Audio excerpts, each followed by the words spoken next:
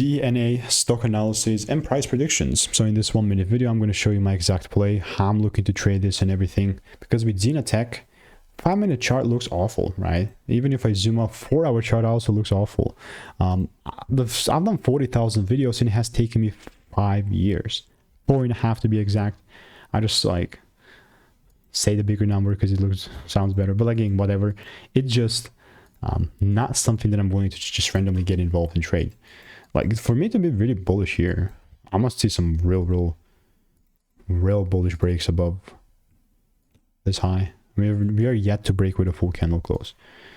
And we can argue, because again, this can also be taken as a great demand, but where the heck would I look for the confirmations? I probably will have to use the type 2 confirmation, which again, all covered by my side, but that's why I'll continue to keep you updated. And if you want to learn how I'm making 5-10K per month with our indicators, click the first link in the description and get my free emails. Goodbye.